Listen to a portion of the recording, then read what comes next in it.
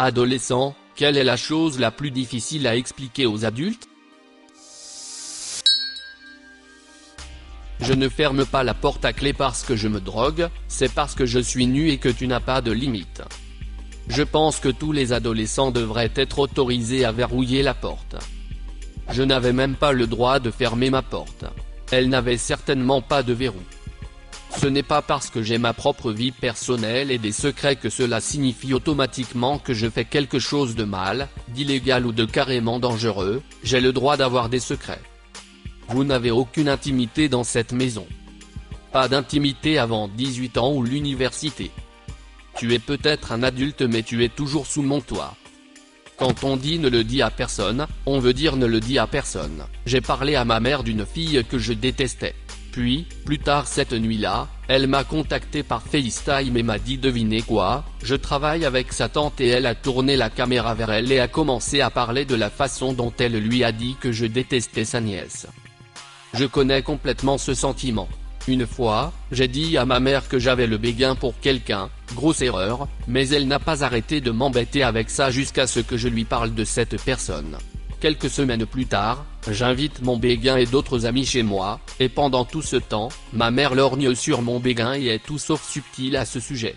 Une fois que mes amis sont partis, elle a commencé à mettre en avant toutes les choses qu'elle pensait être fausses ou mauvaises à propos de mon béguin. Même à 20 ans, j'ai fini par accepter que tout ce que je dis à mon père sera transmis à ma belle-mère, sauf si je lui dis explicitement de ne rien dire. À un moment donné, ma belle-mère a menacé de parler de notre relation aux parents asiatiques très stricts de ma petite amie, derrière mon dos. Il ne le savait pas, car il l'aurait probablement envoyé en pension contre son gré. Tu ne peux pas juste aller vers quelqu'un et lui demander si tu peux sortir avec lui sans que ce soit bizarre. Cela me rappelle la cafétéria de mon lycée qui était aussi un salon pour les étudiants pendant la journée.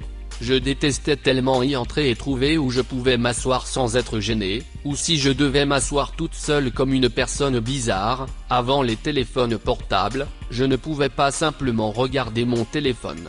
Ou je m'asseyais près de quelqu'un que je connaissais plus ou moins et je disais quoi de neuf, 15 secondes plus tard, il se levait et allait ailleurs.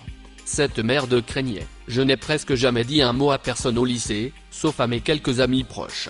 J'enviais vraiment les gens qui pouvaient vomir en toute confiance toute la journée de groupe en groupe. Que tu es fatigué de tout et que tu veux avoir moins de pression de leur part. Et qu'élever un peu la voix quand on est contrarié n'est pas un manque de respect. Je ne suis presque plus un adolescent, mais je trouve que traîner en ligne sur Discord, où il y a quelques années, sur Skype, est tellement surréaliste pour les adultes. Surtout les personnes de 50 ans et plus. Bonus pour le fait qu'ils insistent sur le fait qu'on ne peut pas y avoir une conversation sérieuse, quoi que ça veuille dire. C'est littéralement un appel téléphonique de groupe sans le téléphone. Qu'est-ce qui est si difficile à saisir? Le fait de traîner sur Discord me touche un peu, mais je ne l'utilise toujours que comme un gros chat de groupe pour deux jeux différents auxquels je joue et c'est tout. Mais je ne m'assois pas dessus et ne fais que traîner. Je n'ai aucune raison de critiquer les gens qui le font, mais je ne comprends pas lol. Ce n'est pas parce que quelqu'un vit quelque chose de pire, que votre truc n'est pas mauvais non plus. On regardait Jojo Rabbit, un film qui se passe pendant la Seconde Guerre mondiale, et elle a dit c'est logique que ces gens fassent une dépression, mais pourquoi toi tu en fais une? Ou à chaque fois que je me plaignais des problèmes de jeu de mon père, ou qu'il me criait dessus, ou sur ma mère, elle disait toujours au moins il ne te bat pas. Ce n'est pas parce que des enfants meurent de faim en Afrique que tu ne peux pas avoir faim. Je vis en Afrique du Sud, dans ma famille mes parents disent, il y a des enfants qui meurent de faim au Zimbabwe ou dans les camps de squatteurs ou une variation de l'endroit ici. Quand j'avais environ 9 ans, j'étais assise à la table du dîner et j'ai entendu ma mère dire à ma sœur, qui ne voulait pas finir un repas qu'elle détestait, il y a des enfants qui meurent de faim en Afrique en ce moment. Ma sœur a répondu, tu devrais leur envoyer ça, mais ils ne le mangeront pas non plus. La dernière fois que j'ai entendu ma mère utiliser cette phrase. Que parfois je n'ai pas envie d'être avec d'autres personnes. Un enfant dirait juste ok et ça aurait un sens pour eux, mais les adultes ne semblent pas comprendre que je veux être seul parfois, isolé. Je l'ai toujours formulé comme suit: je n'ai pas envie d'être une personne en ce moment, et cela a généralement permis de faire passer le message suivant: j'ai besoin d'être seul pour exister et ne pas penser à ma relation avec les autres. Avoir des amis en ligne qui vous intéressent vraiment. Ils sont probablement juste un homme de 50 ans qui te manipule, chérie. Oh, j'ai une histoire ici. J'avais une petite amie en ligne à un moment donné. Ma mère a fait des recherches sur elle. Il s'est avéré que tout ce qu'elle m'avait dit était complètement vrai, pas une seule chose n'était en dehors de ce qu'elle avait dit. En plus, quelques années plus tard, j'avais vraiment besoin de prendre un nouveau départ près de chez moi, et quelqu'un que je connaissais depuis une dizaine d'années sur internet m'a dit qu'il avait un ami proche qui avait besoin d'un colocataire. Vous pouvez imaginer les protestations de ma mère à ce sujet. L'ami de ce type, qui n'était pas mon ami, mais quelqu'un à qui je faisais confiance, a proposé de venir en avion là où je vivais à l'époque. J'ai payé le billet d'avion, bien sûr, et de me conduire, moi et ma voiture, jusqu'à lui. J'avais un véhicule mais pas de permis, voyez-vous. Nous nous sommes arrêtés dans sa ville natale, avons rencontré ses parents, et avons passé la nuit au milieu de la route. Le matin, il voulait se lever tôt pour aller à la boulangerie et j'avais envie de faire la grasse matinée, alors je l'ai laissé prendre ma voiture sans moi pour y aller.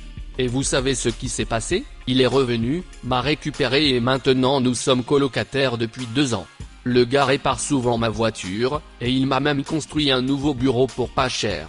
Oui, je sais, c'est une preuve anecdotique et tout, mais sachez que les gens mentent sur internet tout le temps, mais la plupart des gens ne peuvent pas être faux pendant une décennie entière. J'ai toujours dit que si cela avait vraiment été un peu lent de plus de 10 ans pour me kidnapper et m'assassiner, merde, mec, il l'a vraiment mérité, qui suis-je pour le lui enlever? J'ai expliqué ça à mon père comme ça: quand tu parles aux mêmes personnes 2 ou 3 fois par semaine, ce sont tes amis. Je joue à un jeu de mots avec un groupe et je connais certains d'entre eux depuis plus longtemps que des amis IRL, et même si je suis définitivement plus proche de mes amis de la vie réelle que de ce groupe en ligne, je les considère absolument comme des amis. Je fais du mieux que je peux, j'apprends encore à être un adulte et j'ai parfois besoin d'aide. Je comprends que je suis un adulte maintenant, mais ça aide si les adultes me montrent comment faire. Le cerveau n'est pas complètement mature avant l'âge de 25 ans environ. Je pense que nous n'en tenons pas assez compte et que nous attendons souvent trop des jeunes. Honnêtement, mon saut personnel de 20 à 25 ans a probablement été plus important que mon saut de 15 à 20 ans. On ne peut pas mettre en pause un jeu en ligne et être comparé à d'autres enfants, ça fait mal. Quant à être comparé, ils le font seulement quand ça les arrange. Chaque fois que je me suis comparé aux autres enfants, en disant « Michael a le droit de jouer dehors jusqu'à 10 heures », ma mère répondait simplement « Mais tu n'es pas Michael ». Mais le lendemain, ils diront « Pourquoi tu n'as pas fait aussi bien que Michael à ce test de maths ?» Parce que Michael a le droit de jouer dehors jusqu'à 10 heures, échecs et maths. Le respect se gagne, il ne se donne pas, gardez le secret. Putain, les secrets.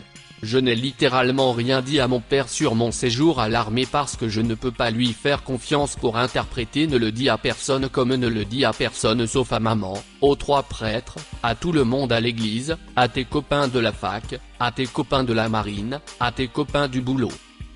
Ich bin 26 Jahre alt. Als ich 15 war, habe ich meiner Mutter gesagt, dass ich auf Frauen stehe, und sie angefleht, en jemandem zu sagen. Nicht ihrer Mutter, nicht ihrer Schwester, nicht meinem Vater, weil ich auf meine eigene Art und Weise in meiner eigenen Zeit tun wollte. Sie hatte allen Ersal, aus meinem Vater, aus irgendeinem Grund. Bis heute soll ich ihr die meisten Dinge nicht, weil ich ihr nicht vertraue. Das Tuserei, denn ich wünschte wirklich, ich konnte mich ihr vertrauen. Ich bin erwachsen, aber da ich nur schon immer ein Problem für mich. J'ai des erwachsene, denn ich kenn, Ort sichern, wie sich eine Kind über die Schule beschwer, und sagt ihm dann, wie gut sie haben. Wenn das so ist. Du konntest mich nicht dafür bezahlen, wieder in die High School zu gehen, geschweige denn in die Middle School. Ich werde dafür bezahlt, jeden Morgen auf Versuchen und zur Arbeit zu gehen, und ich werde auch dafür bezahlt, wenn ich krank bin oder einfach nur einen Urlaubstag nehmen will und nicht hingehen muss. Die Highschool ist verdammt stressig, vor allem, wenn man sich jeden Tag 7 verschiedene Lektionen in Hirn packen muss, manchmal für 7 verschiedene Tests lernt und sich dann auch noch auf den Aktsatz vorbereitet.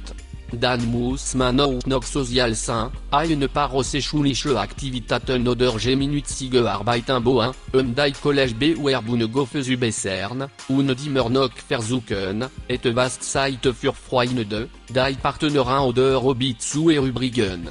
Ich würde nicht für alle Geld der Welt zurück auf die Highschool gehen. Wir versuchen nicht, nicht zu wirken, wenn wir wären. Wir wollen lernen, für uns selbst einzusehen, wenn ihr nicht sur. Selbst wenn wir stichhaltig Argument haben, denken einige von euch, dass ihr immer recht habt, weil ihr die Erwachsenen seid.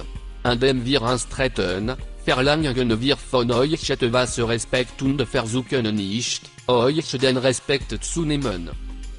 Videospiele machen Spaß. Außerdem sind Videospiele wahnsinnig vielfältig. Gibt so viele verschiedene Genres und Arten von Spielen, dass es seltsam ist, dass wir sie so sehr verallgemeinern. Quelle est la chose la plus difficile à expliquer à des adultes? Laissez un commentaire, et abonnez-vous à la chaîne si vous voulez voir plus de vidéos comme celle-ci.